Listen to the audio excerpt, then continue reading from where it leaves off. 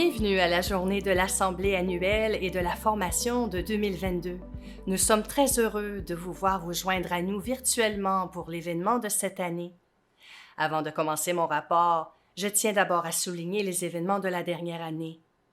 La pandémie actuelle de COVID-19 associée à la poursuite des troubles et des conflits dans le monde nous a tous affectés. Mes pensées vont à tous ceux et celles qui ont connu des épreuves et des difficultés au cours de la dernière année. En tant que Canadiens et Canadiennes, nous continuons à faire face au douloureux héritage du système de pensionnat du Canada, avec la découverte de tombes non marquées d'enfants indigènes à travers le pays.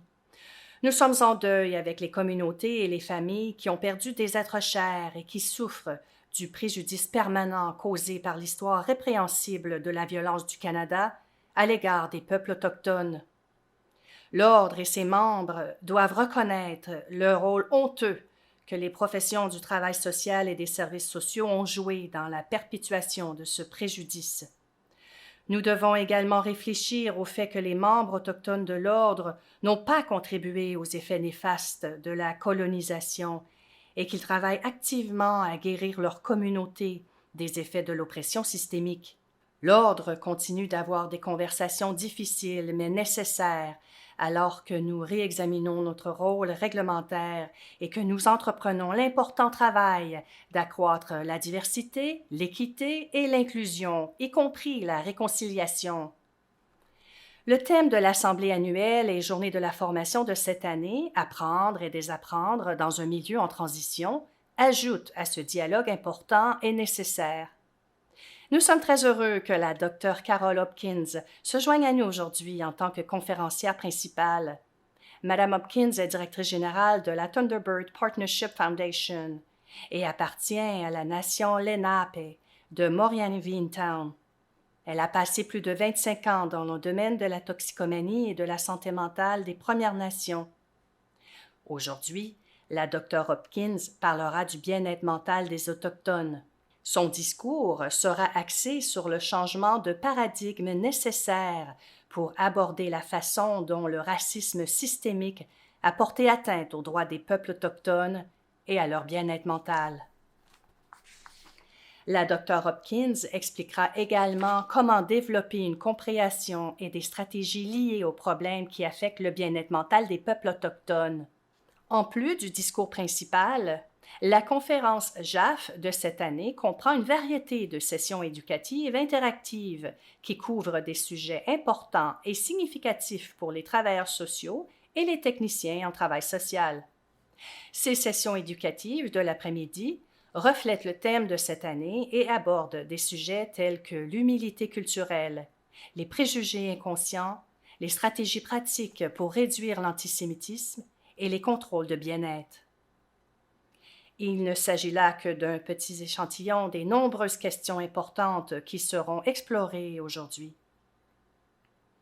8 sessions éducatives sont proposées sur 3 créneaux horaires cet après-midi, ce qui vous donne la possibilité d'assister à 3 sessions au total.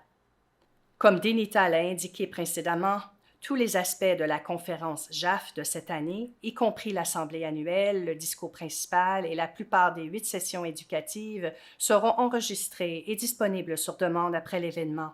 Ainsi, vous pourrez revenir sur le portail de l'événement et accéder aux sessions que vous avez manquées ou revoir les sessions que vous avez trouvées particulièrement intéressantes. En tant que registrateur et chef de la direction, j'ai la responsabilité et le privilège de vous donner un aperçu des activités opérationnelles de l'Ordre en 2021. Les activités de l'Ordre sont guidées par notre mandat législatif ainsi que par les orientations stratégiques approuvées par le Conseil.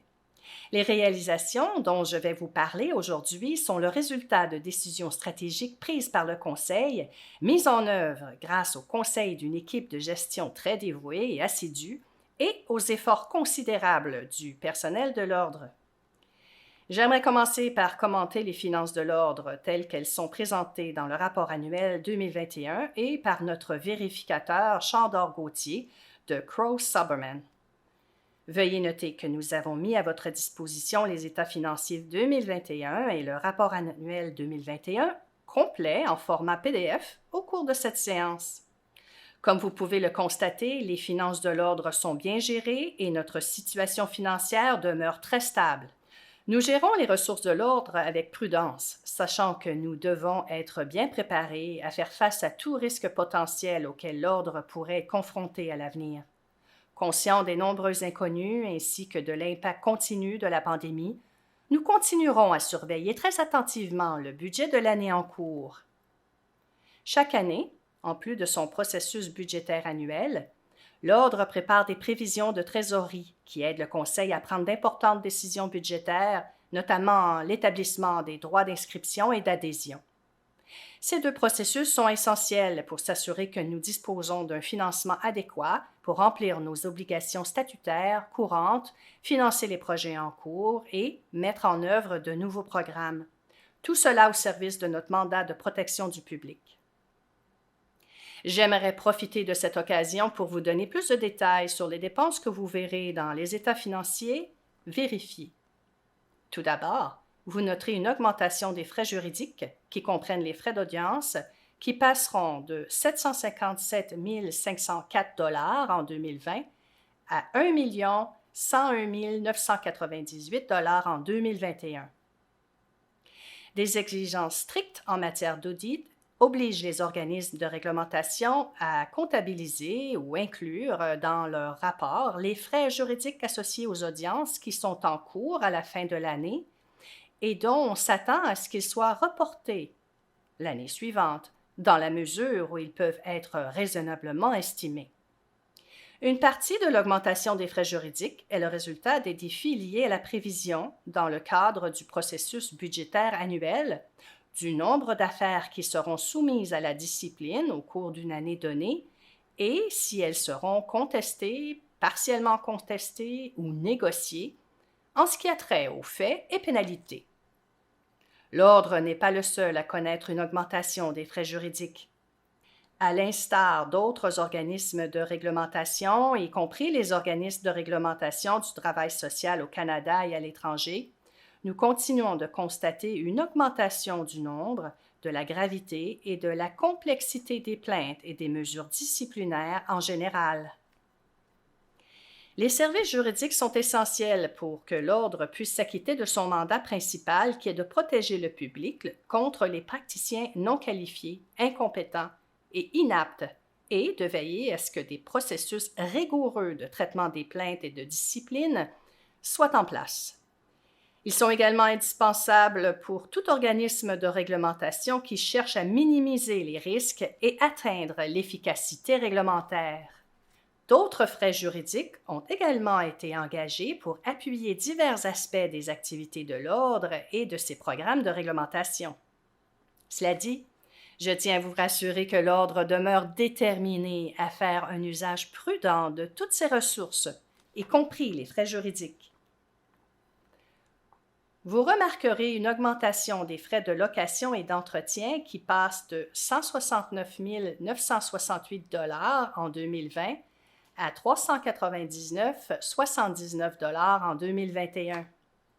Ceci a trait à la location et à l'entretien des logiciels de l'Ordre, ce qui comprend le travail sur les bases de données et les mises à jour des logiciels dans le cadre de notre transition vers un environnement de travail hybride. L'Ordre a également entrepris un projet à grande échelle visant à numériser les dossiers des membres remontant à 2000 dans le cadre de la gestion des documents numériques. Ce projet réussi a permis au personnel de soutenir efficacement les opérations de l'Ordre sur place et à distance. Les dépenses de publicité et de promotion ont augmenté, passant de 232 112 $ en 2020 à 336 638 $ en 2021. Cette augmentation est due à l'expansion de la campagne de sensibilisation du public de l'Ordre à un public plus large et plus diversifié, par le biais d'annonces sur CP24. Une enquête comparative a également été menée en 2021 pour évaluer le succès global de la campagne. Vous avez peut-être remarqué une augmentation des dépenses liées aux réunions du Conseil et des comités. qui sont passés de 44 198 $ en 2020 à 106 246 $ en 2021. La raison de cette augmentation est similaire à celle que j'ai notée sous la ligne de location et d'entretien. La transition vers un environnement de travail hybride a haussé les coûts associés à la gouvernance, y compris la logistique sur place et virtuelle des réunions, incluant la technologie et le soutien au personnel. Ce poste reflète également l'énorme quantité de travail accompli par les membres de notre conseil et de nos comités dans le cadre de leur rôle de gouvernance, de surveillance et de politique. Plus le nombre de membres augmente, plus la complexité des questions que le conseil et les comités doivent traiter augmente. Les dépenses liées au site Web ont augmenté, passant de 24 820 Les dépenses liées au site Web ont augmenté, passant de 24 820 $ en 2020 à 52 650 $ en 2021 en raison de l'initiative de refonte du site qui a duré 1 an. Le site remanié comprend de nouvelles caractéristiques pour aider les membres et les autres parties prenantes intéressées à naviguer et à accéder efficacement aux renseignements qui leur sont pertinents. Le site Web de l'Ordre répond maintenant aux normes d'accessibilité NSI 2.0. Comme nous avons fait la transition vers des processus en ligne, notamment les demandes d'inscription et les dossiers des membres en ligne, vous remarquerez une diminution des frais de poste et de messagerie qui passeront de 23 108 $ en 2020 à 13 997 $ en 2021. Vous avez peut-être aussi remarqué une diminution dans la ligne des élections où les coûts sont passés de 19 446 $ en 2020 à 9 485 $ en 2021. Cette diminution s'explique par le fait qu'il n'y a pas eu de nouvelles initiatives liées aux élections du Conseil, comme la série de vidéos en ligne en 5 parties de l'Ordre sur les rôles, responsabilités et exigences du Conseil et le questionnaire à l'intention des candidats élaboré ces dernières années pour les membres de l'Ordre qui souhaitent se présenter aux élections du Conseil. Il y a eu une augmentation de 299 272 $ en 2020 à 338 185 $ en 2021 dans nos dépenses en équipement, en amélioration de biens à bail et logiciels. Comme l'Ordre est passé à un environnement de travail hybride, il était important que le personnel dispose de matériel informatique, d'équipements et de logiciels à jour nécessaires pour mener à bien les opérations réglementaires en toute sécurité. Cette ligne budgétaire tient également compte des mesures permanentes nécessaires pour protéger les données contre les menaces de cybersécurité, en particulier dans un modèle de travail hybride. L'effectif de l'Ordre continue de croître. Au 31 décembre 2021, l'Ordre comptait 26 117 membres inscrits, soit plus de 2 000 de plus que l'année précédente. Il s'agit d'une réalisation considérable qui montre que l'on comprend mieux le rôle important de l'Ordre en tant qu'organisme de réglementation et la valeur du travail effectué par les travailleurs sociaux et les techniciens en travail social en tant que professionnels réglementés. Vous verrez dans le rapport annuel que 3 295 nouveaux membres se sont inscrits à l'Ordre en 2021. Ce nombre comprend 1 469 nouveaux diplômés. L'Ordre aide les nouveaux diplômés à s'inscrire à l'Ordre au début de leur carrière en leur offrant une cotisation réduite l'année de leur inscription, puis les 2 années suivantes. 96 % des membres actuels ont renouvelé leur adhésion en 2021. Conformément à la loi sur l'accès équitable aux professions réglementées, l'Ordre collabore avec le Bureau du commissaire à l'équité afin d'évaluer nos obligations générales en tant qu'organisme de réglementation pour ce qui est d'avoir des pratiques d'inscription transparentes, objectives, impartiales et équitables. En avril 2021, le Bureau du commissaire à l'équité a lancé son nouveau cadre de conformité axé sur le risque, qui repose à la fois sur les performances historiques de l'organisme de réglementation et sur une série de facteurs de risque prospectifs qui pourraient avoir une incidence sur la capacité d'un organisme de réglementation à obtenir de meilleurs résultats d'inscription. À la suite de son examen et de son analyse, l'Ordre a été identifié comme un organisme de réglementation à faible risque et a été placé dans la catégorie de conformité totale. Le rapport de la CFO pour 2021 est disponible sur le site Web de l'Ordre. La protection du public est à l'avant-plan de toutes les décisions prises par l'Ordre. Notre rôle, comme organisme de réglementation, est distinct de celui d'une association professionnelle dont le mandat comprend la défense des intérêts des professions.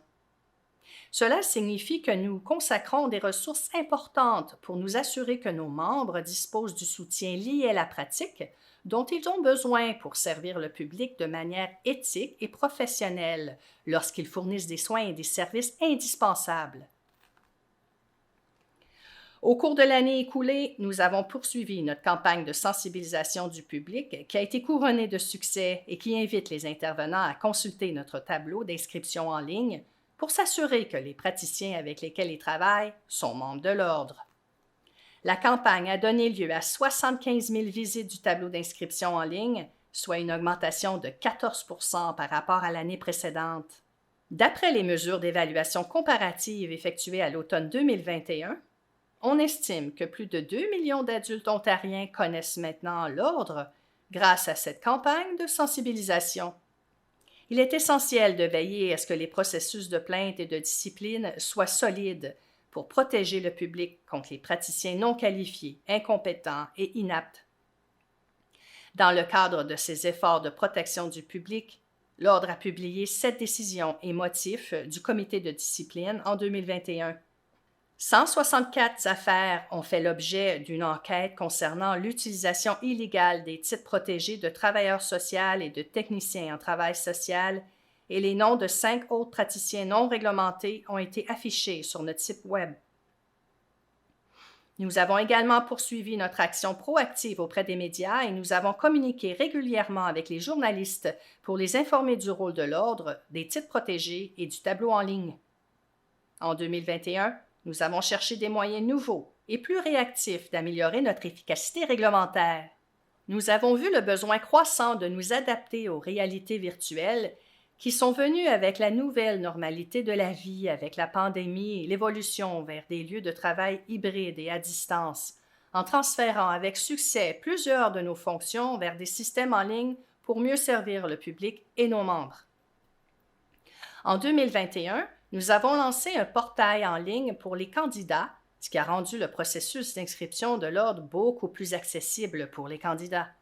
Nous avons également simplifié notre processus de traitement des plaintes grâce à l'introduction d'un formulaire de plainte en ligne.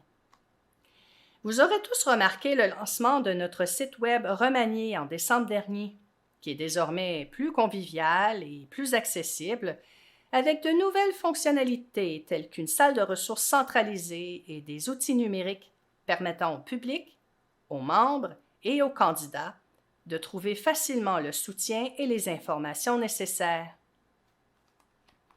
La volonté d'atteindre l'excellence en matière de réglementation est au cœur de notre vision en tant qu'organisation et est toujours présente à l'esprit.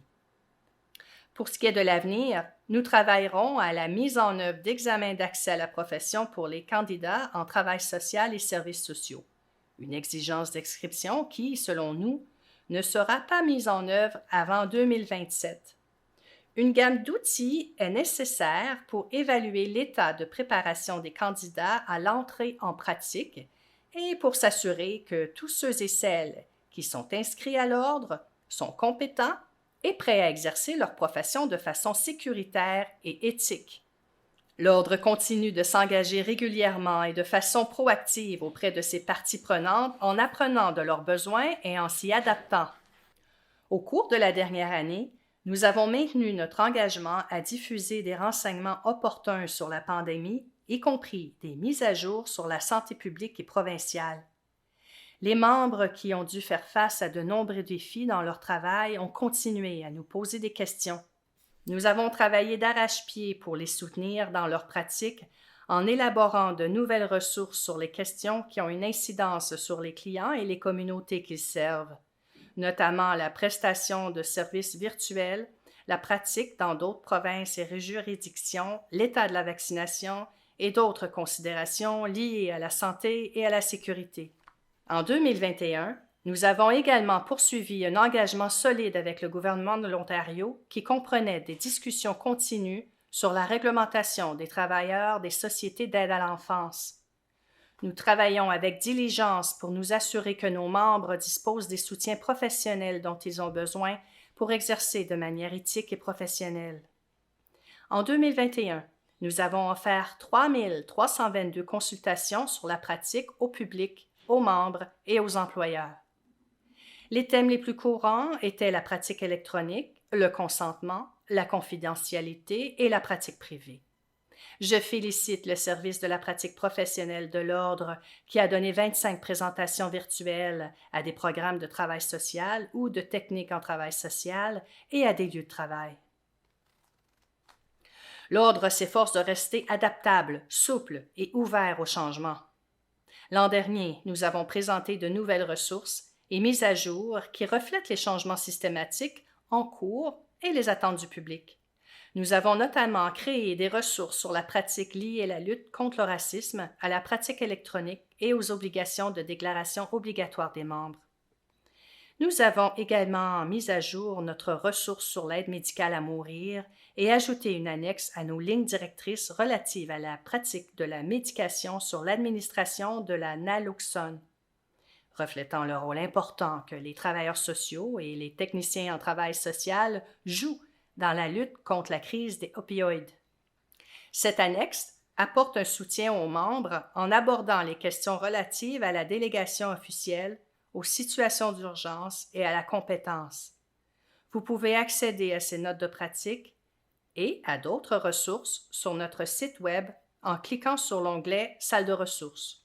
Nous procédons actuellement à une révision complète de nos normes d'exercice afin de nous assurer que les normes professionnelles qui guident la pratique des membres sont inclusives, pertinentes et adaptées au contexte actuel.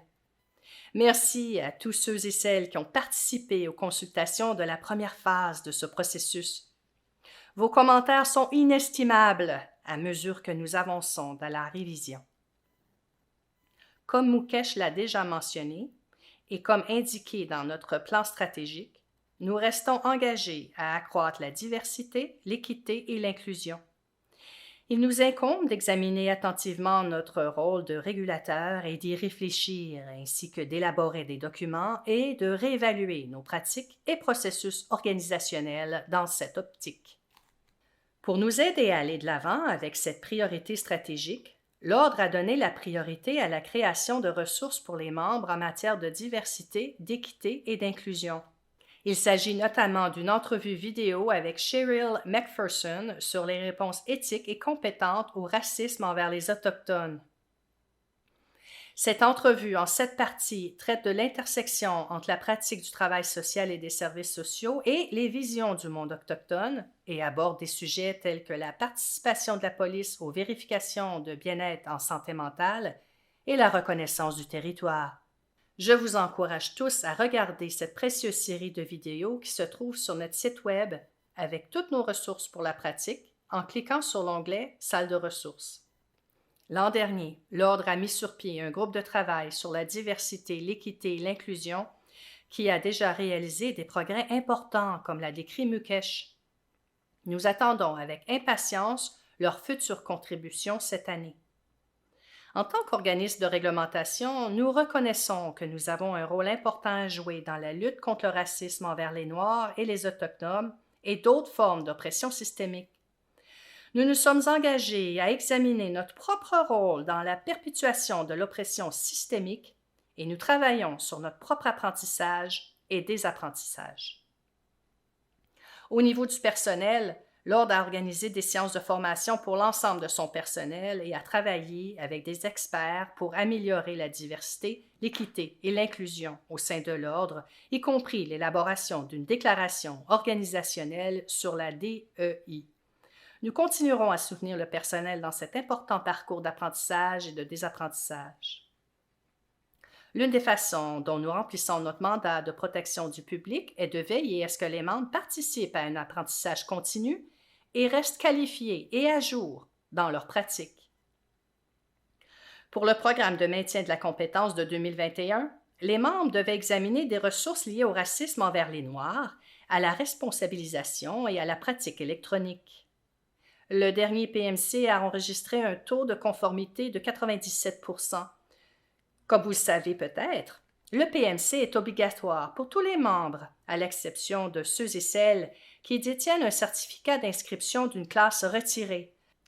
Et comme Denita l'a mentionné dans le cadre des questions d'ordre administratif, vous pouvez utiliser votre participation au discours d'ouverture de la JAF ou à l'une des 8 sessions éducatives de l'après-midi pour satisfaire à l'exigence du PMC de 2022. Nous vous encourageons tous à participer à ce qui, j'en suis sûre, sera des sessions extrêmement intéressantes et pertinentes qui vous aideront à développer votre pratique. Le processus d'apprentissage et de désapprentissage peut être difficile, mais il est nécessaire. L'Ordre est prêt à relever les défis qui se présentent à lui alors qu'il poursuit sa route et remplit son mandat de protection du public. J'aimerais profiter de cette occasion pour remercier le président du Conseil, Mukesh Koelesar, pour son leadership et son soutien. Merci à tous les membres du Conseil et des comités, y compris les anciens membres du Conseil. Nous apprécions votre service continu et votre travail acharné pour faire avancer notre mandat de protection du public. Je tiens également à remercier le personnel dévoué de l'Ordre. Votre engagement indéfectible envers le mandat de protection du public de l'Ordre est l'une des nombreuses raisons pour lesquelles je suis fière de travailler à vos côtés. Enfin, au nom de l'Ordre, je tiens à vous remercier, vous, nos membres, de continuer à vous adapter pour servir nos collectivités en ces temps difficiles. Nous apprécions le travail que vous faites et nous continuerons à vous fournir le soutien et les ressources nécessaires pour que vous puissiez servir le public de façon éthique et professionnelle. Nous continuerons à apprendre et à désapprendre ensemble et, ce faisant, nous regarderons l'avenir avec courage et espoir.